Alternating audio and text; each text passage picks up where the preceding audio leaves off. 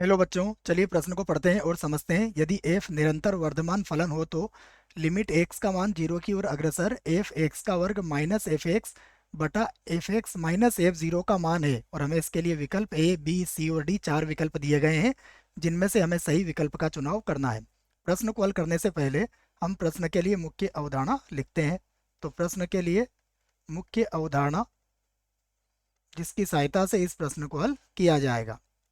मुख्य अवधारणा में हम इस बात को कहेंगे कि इस प्रश्न को हल करने के लिए हम एल हॉस्पिटल नियम का प्रयोग करेंगे। एल हॉस्पिटल नियम, एल हॉस्पिटल्स नियम, इस नियम का प्रयोग इस प्रश्न को हल करने के लिए बच्चों किया जाएगा। यह नियम यदि सीमा में अनिवार्य रूप हो और कोई सा दो रूप हो, जैसे 0/0 रूप हो या फिर अनंत बटा अनंत रूप हो, इनमें से यदि कोई रूप होता है अनिवार्य रूप में सीमा में, तो आप इसका प्रयोग कर सकते हो। ये याद रखें आप। एल हॉस्पिटल नियम के तहत हम अंश और हर का अलग अलग अवकलन करते हैं, जिससे कि ये अनिवार्य रूप इसका समाप्त हो जाता है। अब हम प्रश्न की बात करते हैं। तो प्रश्न में हमें क्या कहा गया है, देखिए। कहा गया है एफ निरंतर वर्धमान फलन है, तो इसी को यहाँ पर हम आधार बनाने वाले हैं कि यदि यदि एफ निरंतर निरंतर वर्धमान फलन है, वर्धमान फलन है, ये लिख दिया हमने कि एफ निरंतर वर्धमान फलन है, तब याद रखें कि यदि ये निरंतर वर्धमान है तो इसका जो अवकलन होगा वो सदैव शून्य से अधिक होगा बच्चों। ये निरंतर वर्धमान के लिए शर्त हमने लिख दी है कि एफ डैश एक्स का जो मान आएगा सदैव शून्य से अधिक होगा। आइए अब हमें जो सीमा ज्ञात करना है हम उसे भी लिख लेते हैं।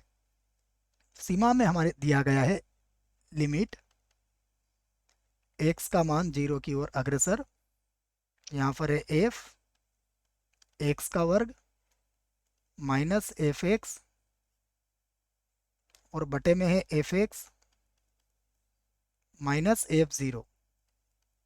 इसी को हम एक बार और लिख लेते हैं। फिर से लिखा मैंने लिमिट एक्स का मान 0 की ओर अग्रसर, ये होगा एफ एक्स का वर्ग माइनस हो जाएगा एफ एक्स और बटे में आ जाएगा F x minus F zero. ये हमने इसको पुनः लिख लिया है। अब देखते हैं यदि हम इसमें एक्स का मान 0 रखते हैं तो क्या आएगा। यदि हमने इसमें एक्स का मान 0 रखा तो अंश और हर में 0 प्राप्त होगा, अर्थात ये सीमा का अनिवार्य रूप है 0/0 रूप। ऐसी स्थिति में हम एल हॉस्पिटल नियम का प्रयोग कर सकते हैं। तो यहाँ लिख देता हूं मैं एल हॉस्पिटल हॉस्पिटल नियम से अब इस नियम के तहत हम अंश और हर का अलग अलग अवकलन कर लेंगे, जिसको मैं यहाँ पर लिख देता हूँ बराबर लगा के। यहाँ से कर लेते हैं हम इसको। सबसे पहले लिखेंगे हम लिमिट जिसमें x का मान शून्य की ओर अग्रसर है। सबसे पहले एफ एक्स के वर्ग का अवकलन करेंगे तो ये हो जाएगा एफ डैश एक्स का वर्ग और पुनः एक्स के वर्ग का अवकलन करेंगे तो ये हो जाएगा 2x। उसके बाद है माइनस एफ एक्स, तो माइनस एफ एक्स का अवकलन क्या होगा, एफ डैश एक्स हो जाएगा। बटे की बात कर लेते हैं। बटे में हमारे पास है एफ एक्स, तो इसका अवकलन पुनः एफ डैश एक्स हो जाएगा। उसके बाद माइनस एफ ऑफ जीरो, ये अचर है तो इसका अवकलन 0 हो जाएगा। अब हम इसको अलग अलग करके लिख सकते हैं। फिर से लिखता हूं मैं लिमिट, यहाँ पर x का मान 0 की ओर अग्रसर है और आप चाहें तो यहाँ पर भी सीमा का प्रयोग कर सकते हैं। यहाँ पर ही आप सीमा का प्रयोग कर लीजिए क्योंकि अब अनिवार्य रूप इसका समाप्त हो चुका है।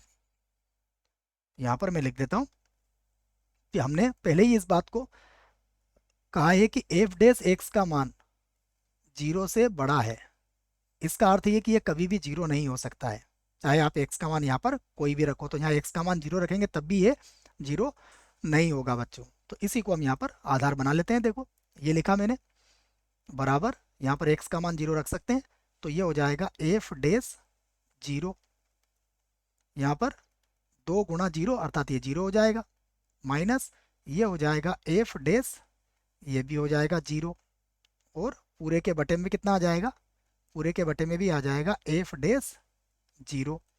अब ये तो जीरो से गुणा होकर जीरो हो गया, और एफ डैश का एफ डैश से आप भाग लगा सकते हो, क्योंकि ये जीरो के बराबर तो है ही नहीं।